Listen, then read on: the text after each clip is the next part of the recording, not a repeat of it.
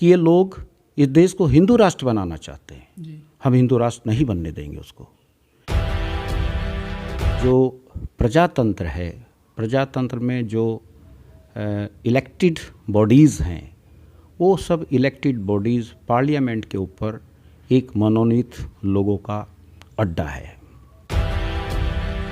जो ड्राफ्ट जन लोकपाल 2010 जो भारत सरकार को सौंपा, वो संविधान के बिल्कुल अगेंस्ट में है। उसको बहुत ज़्यादा पावर ये दे रहे हैं। हम ऐसा विकसित भारत राष्ट्र बनाना चाहते हैं जहाँ पर मानवता हो, जहाँ पर लोगों के बीच में खुशहाली हो। उसके लिए आवश्यक है कि देश के अंदर सामाजिक और आर्थिक बराबरी हो। सामाजिक आर्थिक बराबरी अगर नहीं है, भाईचारा नहीं आ सकता, मानवता नहीं आ सकती।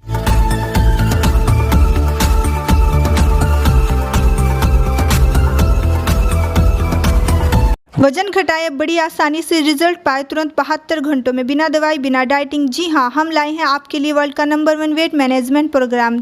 सर, पहले आप अपने बारे में बताइए, अपना परिचय। मेरा नाम ईश्वर चंद है और मैं Roorkee university 1978 BE civil engineering में मैंने ग्रेजुएशन किया और इसके बाद मैं सेंट्रल गवर्नमेंट अंडरटेकिंग एक डिपार्टमेंट इंजीनियर्स इंडिया लिमिटेड, वहाँ से मैं जॉब किया और मैं वहीं से रिटायर्ड किया जनरल मैनेजर के पद से।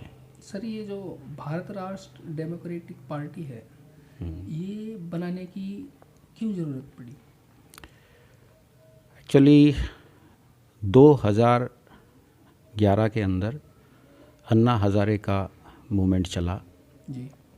जिसमें उन्होंने मूवमेंट चलाया कि देश के अंदर जन लोकपाल आना चाहिए।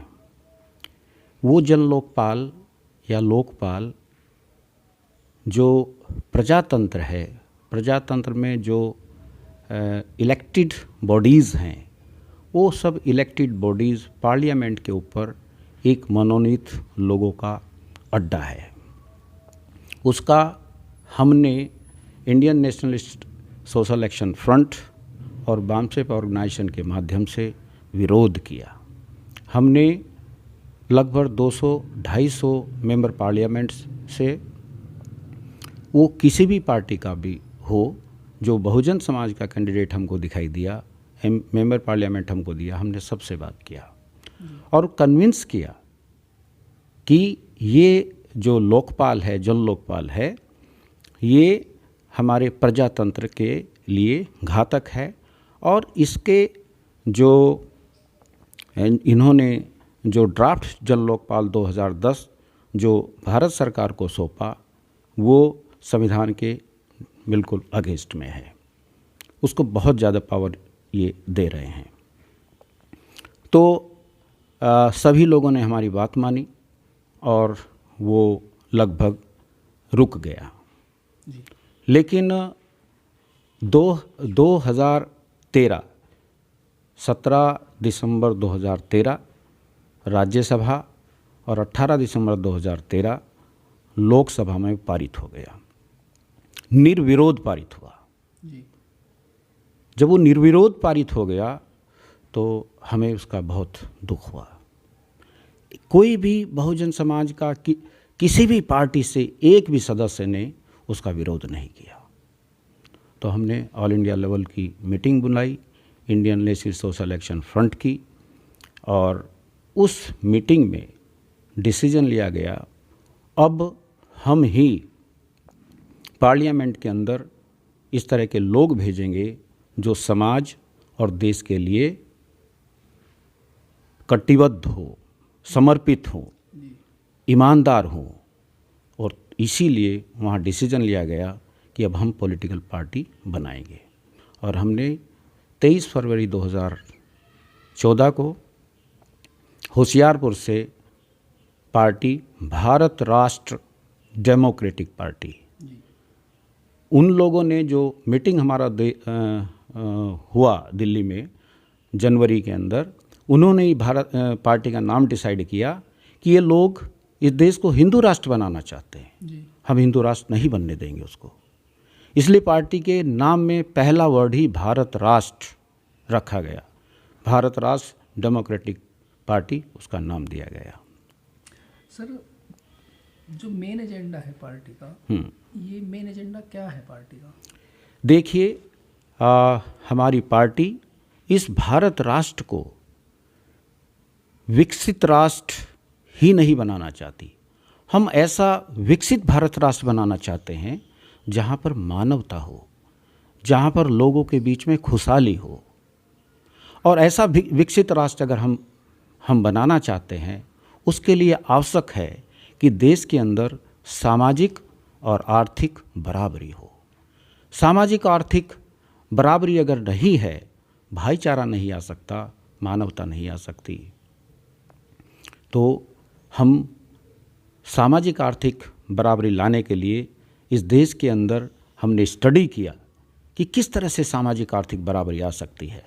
तो हमने 4 पॉइंट डिसाइड किए। अगर ये 4 पॉइंट इस देश के अंदर इम्प्लीमेंट हो जाए तो सामाजिक आर्थिक बराबरी आ सकती है। उसका पहला पॉइंट शिक्षा। जी।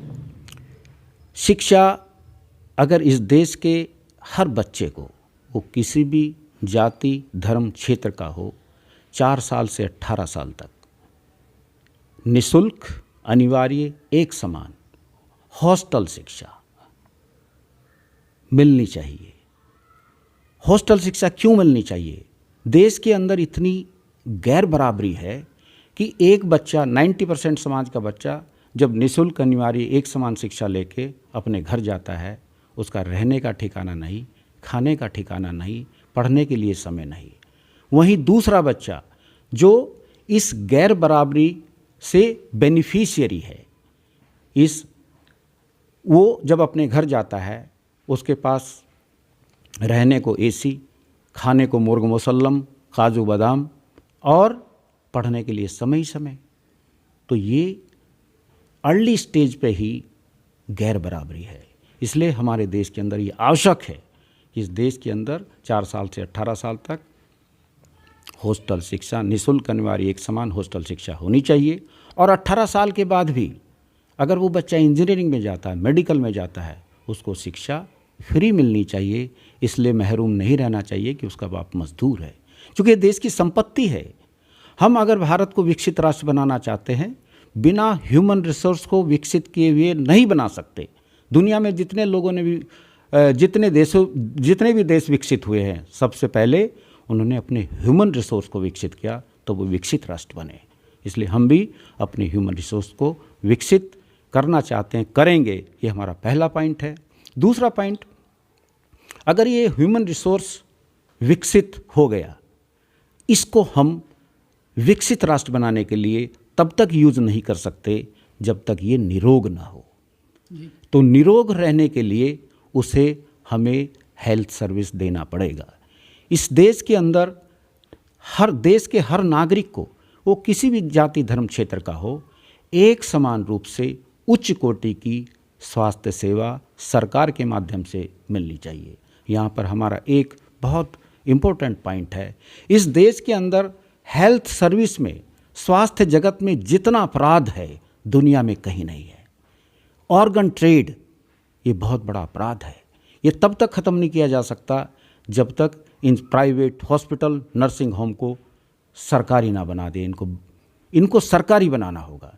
इसलिए इस देश के अंदर जितने अस्पताल, नर्सिंग होम, वो सरकार के होने चाहिए। और सरकार को अनिवार्य रूप से देश के हर नागरिक को, किसी भी जाति धर्म क्षेत्र का हो, उसको स्वास्थ्य सेवा देनी चाहिए। अभी आपके दिमाग में एक पॉइंट आएगा कि पैसा कहाँ से आएगा। जी। इस देश, ये आपसे पूछेंगे, इन्होंने जो बताया पैसा कहाँ से आएगा। इस देश की जनता का अपार धन कहाँ है? उस धन का कोई इस्तेमाल नहीं हो रहा है। उस देश के विकास के लिए यूज हो सकता है। मठ, मंदिर, अखाड़े, आश्रम, NGO, उसको सरकार अपने कब्जे में ले, उसका राष्ट्रीयकरण करे, उसको स्वास्थ्य सेवा, एजुकेशन पे लगाया जाए। इससे बड़ी देश की कोई सर्विस नहीं हो सकती। तीसरा हमारा पॉइंट है आर्थिक गैर बराबरी करने के लिए भारत के संविधान का आर्टिकल 38 कहता है सरकार का जिम्मेदारी है कि वो देश में आय की असमानता दूर करने का प्रयास करेगी। आर्टिकल 39 कहता है सरकार इस तरह की आर्थिक योजनाएं बनाए जिससे धन और उत्पादन के साधनों का संकेंद्रण ना हो। अगर इन उत्पादन के साधनों का निजीकरण हो जाता है तो वो धन का भी संकेंद्रण है और उत्पादन के साधनों का भी संकेंद्रण है। ये संविधान के विरुद्ध है जी। देश के विकास के लिए विरुद्ध है। देश के अंदर भाईचारा, ये गैर बराबरी का भाईचारा आ नहीं सकता क्योंकि गैर बराबरी का जनक है। इसलिए हम कह रहे हैं कि इस देश के अंदर जितने कारखाने, उद्योग, धंधे, व्यापार, मठ, मंदिर, अखाड़े, आश्रम हैं जो, इनका राष्ट्रीयकरण होना चाहिए। चौथा हमारा पॉइंट है ये देश जाति प्रधान देश है क्योंकि यहाँ पर मिलना जुलना, यारी दोस्ती, घरेलू संबंध, शादी ब्याह सब जाति आधारित है। तो इस जाति के अभिशाप को से हमें कैसे बचें? हमें ये हमारा अधिकार है, हम अपने देश के अंदर सुशासन की मांग करें। लेकिन सुशासन कैसे आएगा जब हर व्यक्ति का विचारधारा जाति आधारित है? लेकिन इस अभिशाप से हम बच सकते हैं। इस देश के अंदर जितने भी अलग अलग वर्ग हैं, अनुसूचित जाति, जनजाति, अन्य पिछड़ा वर्ग, दलित, पिछड़ा, धार्मिक अल्पसंख्यक, मुस्लिम, क्रिश्चियन, अगर इनकी जनसंख्या के अनुपात में हम हर विभाग में ऊपर से नीचे तक भागीदारी कर दें तो हम इस कुशासन के अभिशाप से बच सकते हैं। क्या होता है कि गांव के अंदर अगर किसी बच्चे ने अपराध किया, वो दबंग का बच्चा है, पकड़ लिया, गरीब का बच्चा है, उसको जेल भी हो जाती है। लेकिन जब पुलिस के अंदर, कोर्ट के अंदर, जब जाति आधारित, जाति की जनसंख्या, जाति वर्ग की जनसंख्या के अनुपात में अगर लोगों की भागीदारी होगी तो कोई किसी के ऊपर अत्याचार नहीं कर सकता, वहीं पर विरोध हो जाएगा। यही और केवल यही एक तरीका इस देश के अंदर है, हम जाति के अभिशाप से बचें और भारत को सुशासन प्रदान करें। सुशासन हमें चाहिए क्योंकि हम अपने देश को विकसित राष्ट्र बनाना चाहते हैं। सर, आपकी जो पार्टी है उत्तर प्रदेश में कितनी सीटों पर चुनाव लड़ रही है? उत्तर प्रदेश में हम टोटल 11 सीटों पे चुनाव लड़ रहे हैं। वेस्टर्न यूपी में 1 सीट हमारी, ये सहारनपुर देहात नंबर 4 जी। और हम दूसरी ईस्टर्न यूपी में जौनपुर और प्रतापगढ़, इस एरिया में वहाँ 10 सीटों से चुनाव लड़ रहे हैं। पंजाब के अंदर हम 4 सीटों से चुनाव लड़ रहे हैं। सर, यदि आप अपनी सभी सीटें जीतते हैं उत्तर प्रदेश के अंदर, तो आप किस पार्टी को समर्थन करेंगे और किन मुद्दों को लेकर समर्थन करेंगे?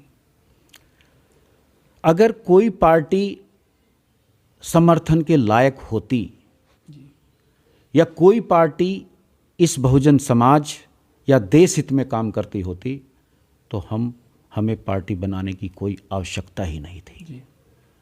हमने पार्टी इसीलिए बनाई क्योंकि कोई भी पार्टी इस देश के अंदर बहुजन समाज के हित में या राष्ट्र हित में काम नहीं कर रही है, इसलिए हम किसी से समझौता नहीं कर सकते। तो आप स्वतंत्र और निर्दलीय, वो भारत राष्ट्र डेमोक्रेटिक पार्टी के जो सदस्य हैं वो स्वतंत्र ही विधायक रहेंगे? स्वतंत्र विधायक रहेंगे और हम अपने तरीके से देश के अंदर जो देश की समस्या है और मुख्यतः इस बहुजन समाज की जो समस्याएं हैं उनको उजागर करके उन समस्याओं को दूर करने और कराने का प्रयास करेंगे। अच्छा, आपके द्वारा जो भारत के जो लोग हैं, जो भारत के वासी हैं, उनके लिए क्या एक संदेश है? भारत राष्ट्र के वासियों को मैं एक ही संदेश देना चाहता हूँ कि ये हमारा प्रजातंत्र है। इस प्रजातंत्र को हमें मजबूत बनाना है। इस प्रजातंत्र के माध्यम से ही हम अपने देश में सब अचीवमेंट कर सकते हैं। लेकिन प्रजातंत्र के अंदर जो जनप्रतिनिधि हैं उनके अंदर ईमानदारी होनी चाहिए, ऑनेस्टी होनी चाहिए। दूसरा क्वालिटी उनके अंदर होनी चाहिए, उनका चरित्र सही होना चाहिए, वो नैतिक होने चाहिए। तीसरा चरित्र उनका होना चाहिए, चूँकि ये जनप्रतिनिधि इस समाज के मॉडल हैं, इन्हें समाज के लिए मॉडल प्रस्तुत करना पड़ेगा। वो दारूबाज नशे वाले नहीं होने चाहिए जी। चौथा गुण उनके अंदर होना चाहिए कि वो गुंडे कतली असामाजिक ना हो। और पांचवा और सबसे महत्वपूर्ण गुण उनके पास होना चाहिए, वो झूठ ना बोले। जो इन 5 गुणों को लेकर जनप्रतिनिधि है, हमारे समाज, हमारे देश को, लोगों को केवल उन्हीं को सपोर्ट करना चाहिए, उन्हीं को वोट देना चाहिए। भ्रष्ट, अनैतिक, दारूबाज, असामाजिक, झूठा ना किसी एक व्यक्ति को, ना समाज को, ना देश को हित कर सकता है। यही मेरा संदेश है। धन्यवाद।